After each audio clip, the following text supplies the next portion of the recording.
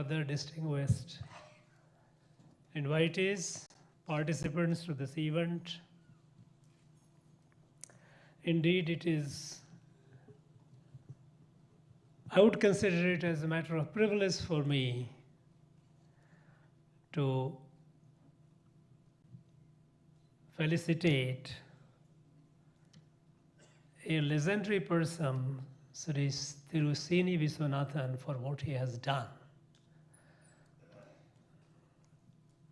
He has devoted, like a true devotee of Mahakavi Bharati, his entire life, and produced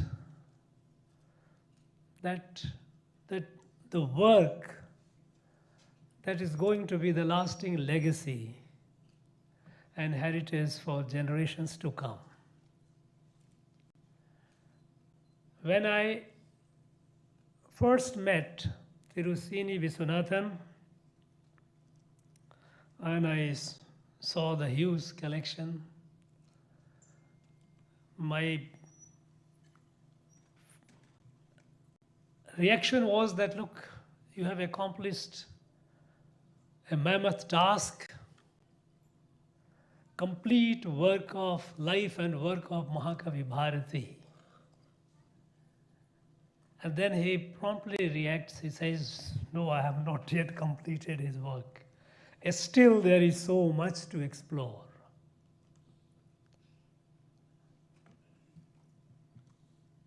This can come only from a person who has viewed the personality whose life, studying his life became his passion only as a devotee. We can see that age has tired his bones, but his spirit is still assertive young. I wish and pray a long, healthy life to Tiruseni Viswanathan, so that what he told me that he has not completed the work as yet, he would take it forward, add more volumes to it. I would also like to thank Alliance Publication, Thiru Srinivasan, for an audacious task of publishing this. I say audacious because what I understand is that he has been looking for patrons, and it came to me as a shock. My introduction to Mahakavi Bharati was as a school student, as a high school student. In our text, there was a chapter on Mahakavi. There was a chapter on Subramaniam Bharati. That's how I came to know about this great person, what a gist of, you can understand in a high school textbook, how much can be written. But the bhav, the essence was the great freedom fighter, a great nationalist, a great poet, a great whatnot. And that left me inspired that lesson. Thereafter, being a student of science, I pursued my science studies. When I came to this estate about 3.5 years back, I saw in Raj Bhavan there are plenty of statues, but somehow Bharati was missing. And then, thanks to Bharatiya Vidya Bhavan, we installed a statue of Mahakavi Bharati in Raj Bhavan. I kept looking for more opportunities, what all?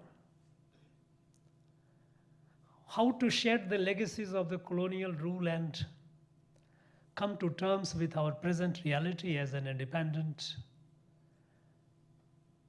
confident nation. Then what has struck me was a colonial legacy of Darbar Hall. Darbar used to be the king.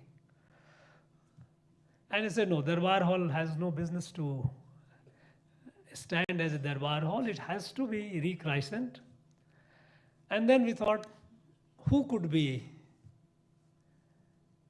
a more appropriate person? Because that's the place where all this swearing in happens, whether the chief minister, whether it is the chief justice, whether the ministers, all those and major events that happen. I think this hall must be sanctified with the name of Bharati, and the Honorable President kindly agreed and he did this.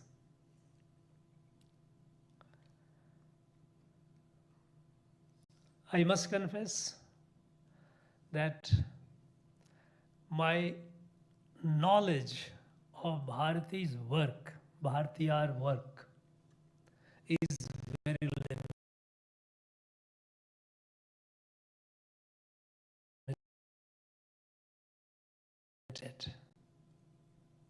obviously.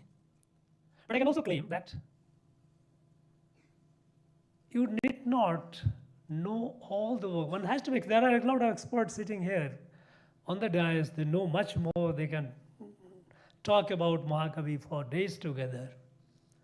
But my own sense is that suppose if to understand the magnitude of Himalaya, you don't have to be a geologist, you don't have to know that length and breadth and height of this. Just stand nearby and see and feel humbled. How high, how mighty this Himalaya is. And from that perspective, when I look at this great son of Ma Bharati, it gives me an altogether an ethereal feeling.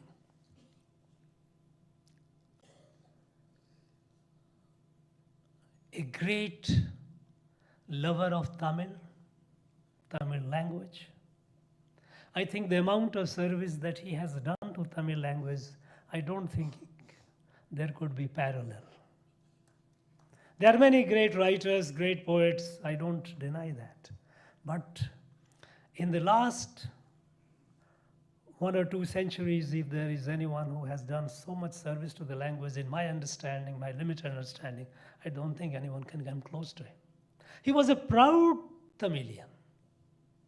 In fact, when the British were trying to dissuade the people here to learn Tamil and move towards English as a medium of instruction, of course, they had already introduced English as a medium of instruction.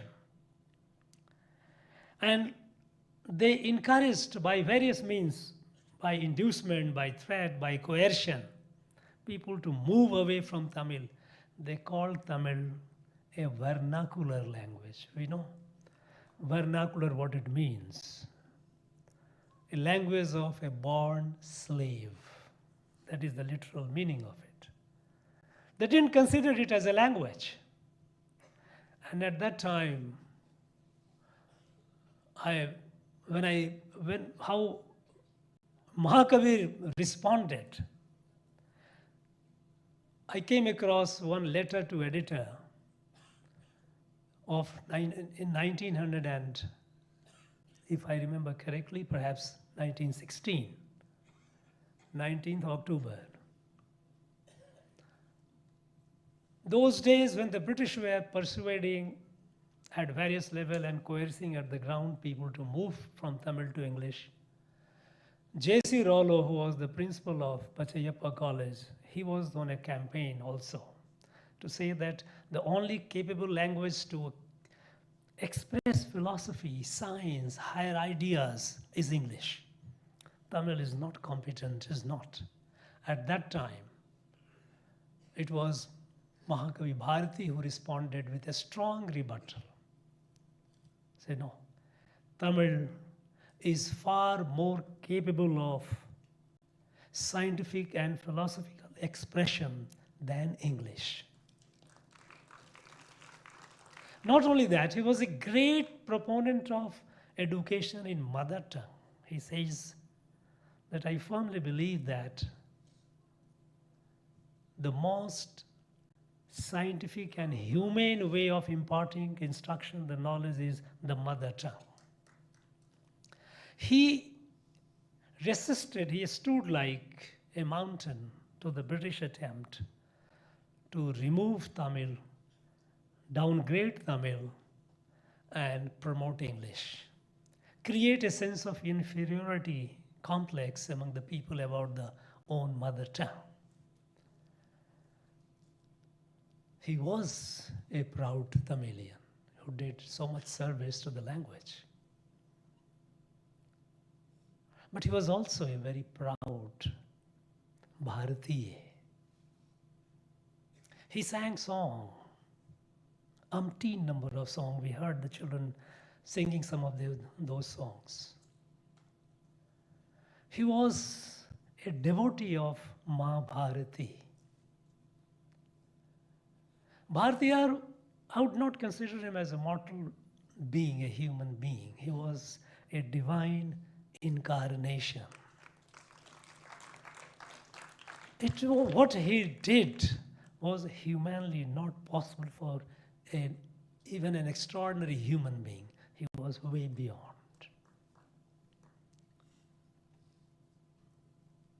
Now, how do we carry his legacy? In fact, this question, when I ask myself, how do we carry his legacy? It gives me an uneasy feeling that the fact that I am asking this question, it itself is a matter of concern, because ideally Bharatiyar would have been celebrated at a monumental scale in the academia, in the society, in the social life, political life, academic life, everywhere. Because what he did, we heard about speakers talking about his Vishwarup. No aspect of life was untouched or uncovered. But we find this is lacking. Today, I have a sense that Bharatiyar, he lives in the heart of the people. There's no doubt about it. He cannot be just erased. But is that enough? Because we should not let Bharatiyar become just a memory. He must be illuminating, inspiring our life, in our personal life, our national life. That doesn't seem to be happening. In fact, when I came, we have 20 state universities. Of course, one of the universities is named after him, but that's the end of it. I looked for, is there any Subramaniam Bharati chair for doing research and work? What Tiruseni Viswanathan did, people would have been working on his. I know there are people, not many people who have done PhD and all in literature on Bharati. But it's dedicated centers, not one or two, multiple. Multiple centers. You see how the centers have come upon Ramayana. Multiple centers. Because Bharati's personality was infinite. It requires large number of people, scholars to work. But I was disappointed that we don't have even one Subramaniam Bharati chair in any of our state universities, as far as I know. And my attempt to have a chair, I must confess that it was 3.5 years of my effort. I am yet to succeed. Because not that the vice chancellors are unwilling, they are very keen.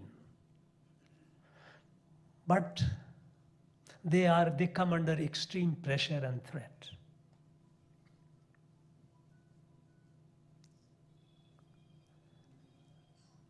I wondered why. Even this publication, the huge treasure wealth, looking for patrons, asking for university, academia, university, schools, colleges to have it. Each one of them have multiple copies of this in their libraries. And I believe publicity is struggling to look for. Why? Why have we come to such a stage?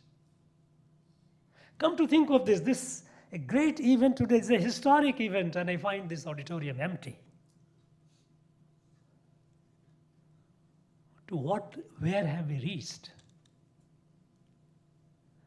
But then, this where we have reached, despite the fact that the Bharatiyar lives in the heart of the people,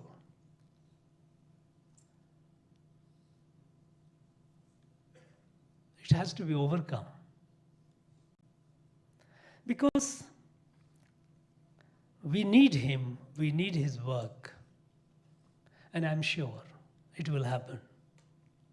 Unfortunately, here we have an ecosystem that feels completely insecure talking about Bharatiyar. Because Bharatiyar talked about Bharat. He looked at Bharat as a Devi. But here we have an ecosystem which doesn't believe in Bharat as a nation. Bharatiyar talked about Akhand Bharat, Shaitamillada Hindustanam. Here there are people who are to break this. Bharatiyar talked about symphony, harmony between Kanchi and Kashi.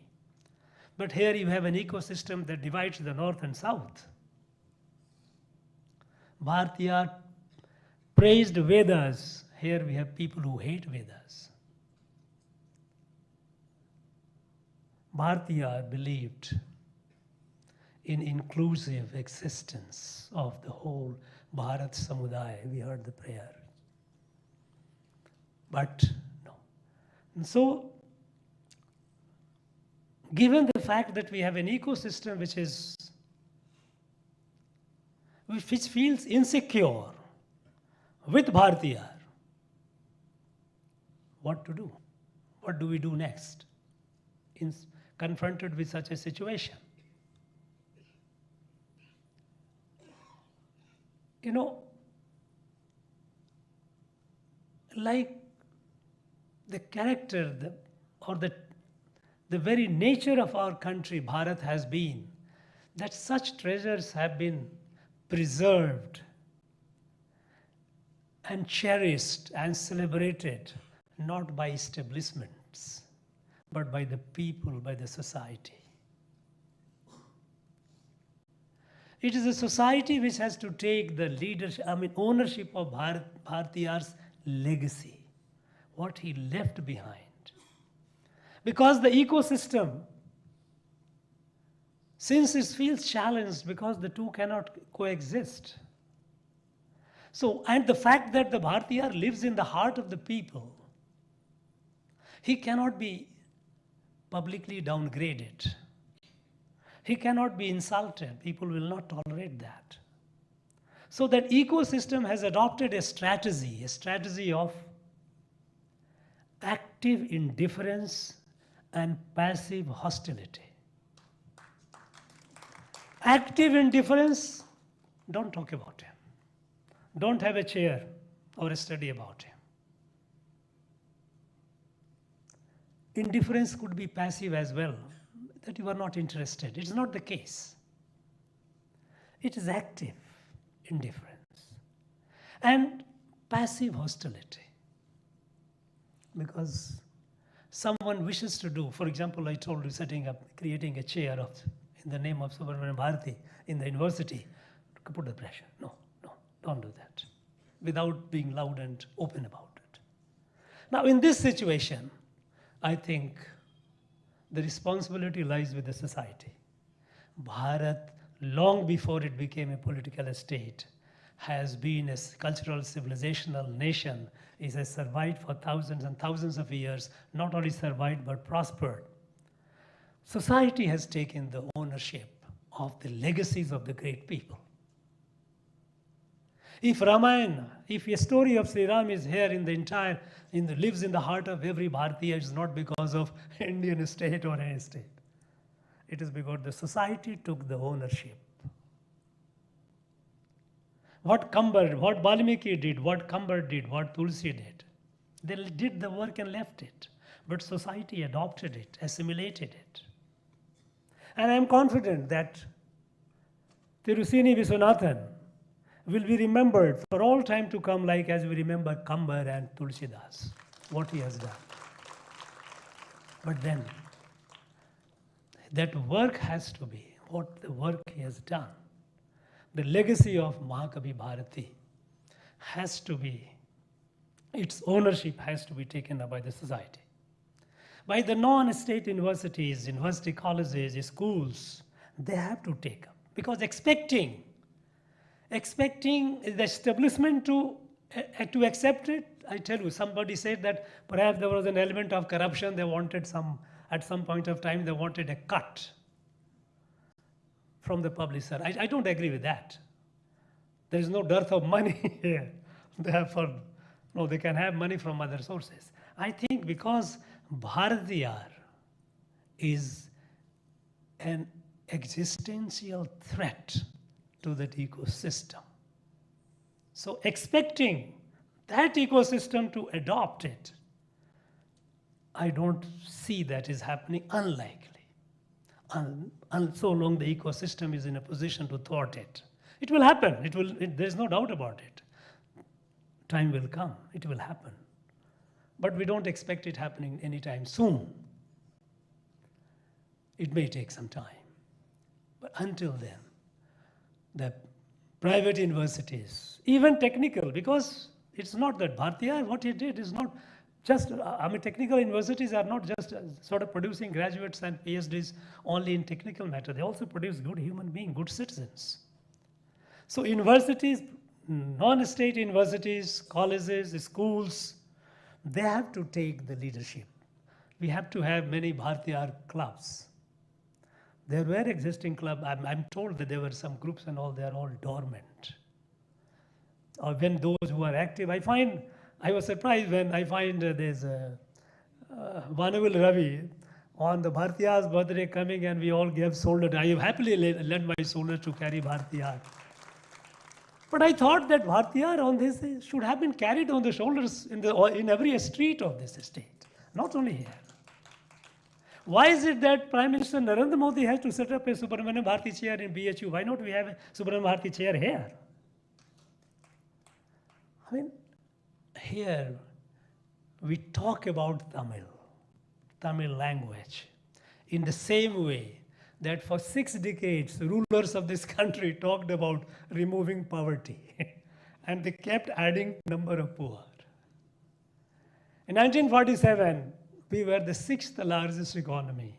By 2014, we declined to 11th position. We became so much poorer. Thanks to the present Prime Minister's leadership and all, that now we have come to the 5th largest, and we are going to soon be the 3rd largest. But for 6 decades, people made a lot of slogan, Garibi Hatao, remove poverty, and they enjoyed power. Similarly, people are talking about Tamil without doing service to the language and the literature. Now as the shelf life of lies are not long. It is getting exposed. It will get exposed. But then, until then, the society has to take over the ownership of Bharatiya's legacy. I don't see any other, and that is how it should be. I think there is no dearth of goodness in our people. I have traveled all across the state. I find people are inherently good, very good. Civilizations themselves, they need a direction.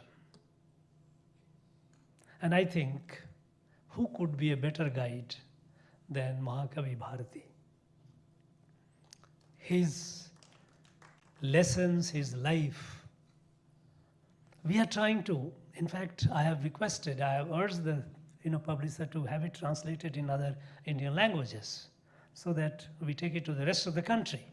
Because Bharatiya doesn't belong to this particular, he belongs to Bharat. The whole Bharat. He sang the song for Bharat. So the whole country must know. I'm sure it will happen. And I once again thank Bharat Vikas Parishad, Vanavil Foundation, and Bharati Pasarai for organizing this event. Vidya Bhavan, Bharatiya Vidya Bhavan, which has always been at the forefront of preserving, promoting Bharatiya culture, our civilizational value. They are always available. The energy with which, enthusiasm with which they have been serving this country is laudatory, is a matter of pride for all of us. I thank each one of you present here, and I once again thank Tiruseni Viswanathan. I express my sense of gratitude to him. Though he has been conferred with the Padma Shri, Padma Award, because Prime Minister, when he got to know, he was moved. He says, who could be a better person than him? I congratulate him for that, and I express my deep sense of gratitude for his devotion, his work, which has resulted in what we have in front of us, which will keep illuminating us for all time to come. Thank you very much. Jai Bharat.